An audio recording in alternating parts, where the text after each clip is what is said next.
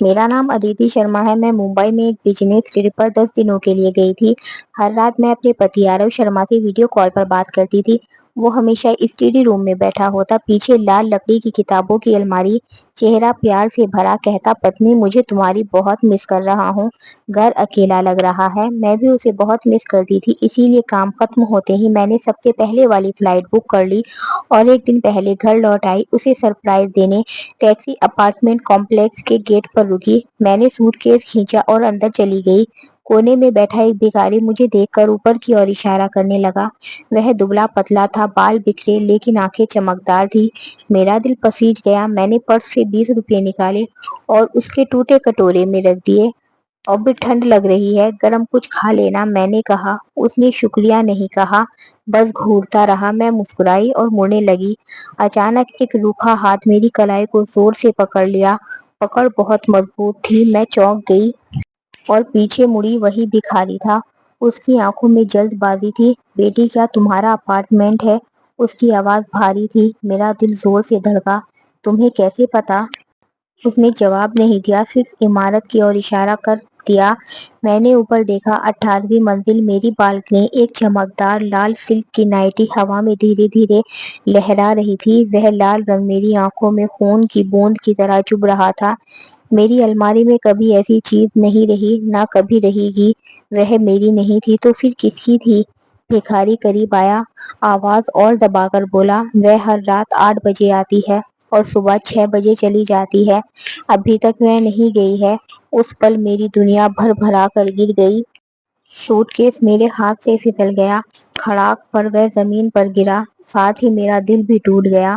میں جڑ ہو کر کھڑی رہی، اس لال نائٹی کو تاکتی رہی۔ وہ ایک جھنڈے کی طرح لگ رہی تھی، کسی اجنبی میرے گھر پر قبضے کی گھوشنا۔ کتنا مزیدار تھا، صرف 10 دن گھر سے باہر، صرف 10 دن ہوئی تھی میں۔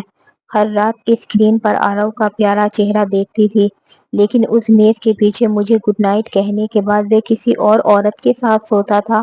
اس نے اسے چھپانے کی ضرورت بھی نہیں سمجھی، یا شاید اسے یقین تھا کہ میں اتنی جلدی نہیں لوٹوں گی، اس لیے بے شرمی سے اس عورت کے کپڑے میری بالکنی پر ٹانگ دیے تھے، اسی بالکنی پر جس کی میں اتنی دیکھ بھال کرتی تھی۔ میرا پیٹ مروڑنے لگا، گھن آ رہی تھی، ہڈیوں تک اتر جانے والی گھن۔ بھکاری ابھی بھی میری بغل میں کھڑا تھا، اس کی آنکھوں میں دیا اور ساودھانی تھی۔ میں نے گہری سانس لی، آنسو روکنے کی کوشش کی، مجھے رونا نہیں تھا، ابھی صحیح سمے نہیں تھا۔ میں نے جھک کر سوٹ کیس اٹھایا، میری انگلیاں زور سے سفید ہو گئی تھی۔ میں گھر نہیں جا سکتی تھی، وہ عورت ابھی بھی اندر تھی۔ اگر میں اچانک گھس جاتی تو کیا دیکھتی؟ میں نے اس دೃಶ್ಯ کو سوچا بھی نہیں تھا۔ وہ دೃಶ್ಯ مجھے زندگی بھر ستاتا، میں خود کو اتنا بے بس نہیں بننے دے سکتی تھی۔ میں نے اپنا فون نکالا، اسکرین پر ابھی بھی میری اور آرو کی سمندر کنارے والی تصویر تھی۔ وہ مجھے گلے لگائے ہوئے تھا، چہرہ چمک رہا تھا، اب یاد کر کے صرف درد دے رہا تھا۔ میں نے فوٹو ڈیلیٹ کر دی۔ میں نے ایک نمبر ڈھونڈا اور کال کیا، ہیلو، میرے لیے گھر کے سامنے والے ہوٹل میں ایک کمرہ بک کر دو۔ اسسٹنٹ نے ترنت جواب دیا۔ میں نے فون رکھا اور بھکاری کی طرف مڑی۔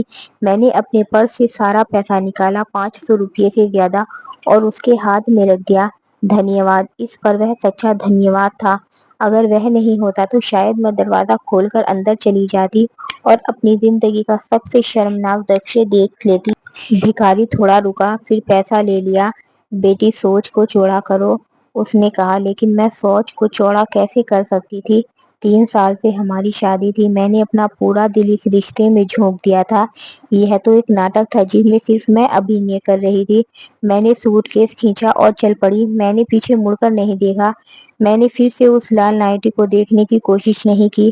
مجھے ڈر تھا کہ کہیں میں بھاگ کر اوپر نہ چلی جاؤں اور اس گھنونے جوڑے کو مار نہ ڈالوں۔ اسسٹنٹ نے مجھے کمرے کا نمبر دے دیا۔ میں نے چیک ان کیا، کھڑکی ٹھیک میری عمارت کے سامنے تھی۔ میں نے اپنا بائنوکولر نکالا کہ بالکنی آسانی سے دکھ گئی۔ وہ لال نائٹی ابھی بھی لہرا رہی تھی، جیسے خون سے سنی تان۔ میں نے پردے کھینچ دیے، پوری دنیا اندھیرے میں ڈوب گئی۔ میں کافی دیر تک وہیں کھڑی رہی، پھر میں نے بھکاری کو میسج کیا، مجھے تمہاری مدد چاہیے، میں پیسے دوں گی، اپارٹمنٹ پر نظر رکھو، اس عورت کے بارے میں سب کچھ نوٹ کرو، نمبر پلیٹ، شکل۔ اور میں رکی، پھر ٹائپ کیا اور یہ بھی کہ کیا انہوں نے کوئی سامان باہر نکالا ہے یا نہیں۔ भिखारी ने तुरंत जवाब दिया, ठीक है। उसे देखकर मैं थोड़ी शांत हुई। मुझे समझ नहीं आ रहा था कि मैंने सामान निकालने के बारे में क्यों पूछा। शायद सहज ज्ञान था। मुझे हमेशा लगता था कि ये सिर्फ मामूली अफेयर नहीं है। आरव बहुत सावधानी बरतने वाला आदमी था। 3 साल में उसने कभी कोई कमजोरी नहीं दिखाई। फिर ऐसा व्यक्ति अपनी रखेल की नाइटी बालकनी पर क्यों टांग देगा? सिवाय इसके कि उसे अब कोई फर्क नहीं पड़ता था, या फिर कोई और मकसद था। मैंने और सोचने की हिम्मत नहीं की। हर शख्स चाकू की तरह लग रहा था। मेरा फोन वाइब्रेट हुआ। आरव का मैसेज, पत्नी घर पहुंच गई हो क्या? मुझे बताया क्यों नहीं? एक मुस्कुराता इमोजी के साथ। मुझे सिर्फ ढोंग दिख रहा था। मैंने जवाब दिया, कंपनी में अर्जेंट काम है, आज रात घर नहीं आ पाऊंगी। उसने तुरंत जवाब दिया, ठीक है, आराम करना मत भूलना। मैंने फोन फेंक दिया। अभी नहीं, मेरे पास सबूत नहीं था, सिर्फ नाइटी और भिखारी के शब्द। अगर मैं उससे पूछती तो वह सब कुछ इनकार कर सकता था। मुझे सबूत चाहिए था। मुझे ये जानना था कि वे औरत कौन है। मैंने तय कर लिया था कि अब सिर्फ शक की कहानी नहीं रहेगी, ये सच्चाई का खेल बनेगा और मैं इसे अंत तक खेलूंगी। रात धीरे धीरे बीत रही थी। कमरे में अंधेरा था, लेकिन मेरे अंदर तूफान चल रहा था। हर मिनट भारी लग रहा था। मेरी आंखें बार बार घड़ी पर जाती, 2:15, 3:40, 4:45 और फिर आखिरकार सुबह के 6 बजे। मैंने तुरंत पर्दा हटाया और बाइनोकुलर उठाया। बालकनी खाली थी, लाल नाइटी गायब थी। मेरा दिल एक पल के लिए रुक गया, मतलब वो औरत जा चुकी थी। फोन तुरंत वाइब्रेट हुआ। भिखारी का मैसेज आया, और वो औरत अभी अभी निकली है। Black car, number DL87।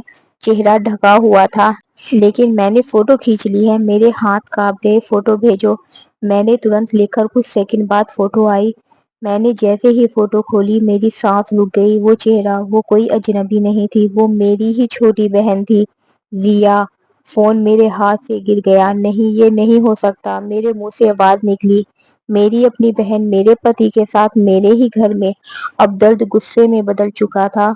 मेरी आंखों में आंसू नहीं थे, सिर्फ आग थी।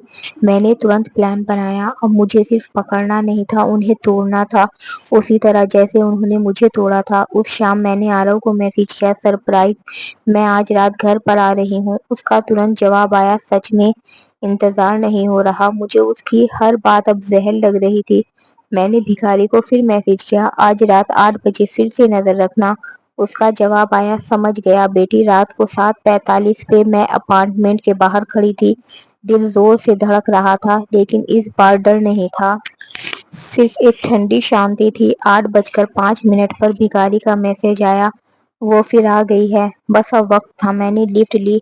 18वीं मंजिल। हर सेकंड जैसे बदला बन रहा था। मैं दरवाजे के सामने खड़ी थी। अंदर से हल्की हंसी की आवाज आ रही थी। मेरी उंगलियां डोर बेल पर गई, टिंग टोंग। अंदर अचानक सन्नाटा छा गया। कुछ सेकंड बाद दरवाजा खुला। आरव सामने खड़ा था। चेहरे पर वही नकली प्यार, लेकिन आंखों में डर साफ दिख रहा था। ते तुम तो। मैंने उसे धक्का देकर अंदर कदम रखा, और फिर मेरी नजर सीधे उस औरत पर गई, लाल नाइटी में रिया। हम दोनों की आंखें मिली। वो सख्त हो गई, जैसे पत्थर। कमरे में मौत जैसी खामोशी थी। मैं धीरे धीरे आगे बढ़ी। सरप्राइज, कैसा लगा? मेरी आवाज बेहद शांत थी, लेकिन अंदर तूफान था। आरव कुछ बोलने की कोशिश कर रहा था। अदिति, ये चुप। मैंने हाथ उठाकर उसे रोक दिया। फिर मैंने रिया की तरफ देखा। कितने पैसों में बिकी तुम? मेरे शब्द चाकू की तरह निकले। रिया रोने लगी। दीदी, मेरी बात सुनो दीदी। मैं हंसी, लेकिन वो हंसी डरावनी थी। जिसने अपनी ही बहन का घर तोड़ा, वो मुझे दीदी बुला रही है? आरव बीच में बोला, ये मेरी गलती है। मैंने उसकी तरफ देखा। तुम्हारी गलती? मैंने धीरे से कहा, नहीं आरव, ये तुम्हारा अंत है। मैंने अपना फोन निकाला और प्ले बटन दबाया। वीडियो चल पड़ी। वो होटल वाला वीडियो था, पिछले 24 घंटों का, जिसमें साफ दिख रहा था रिया हर रात आती थी और सुबह जाती थी। आरव का चेहरा सफेद पड़ गया।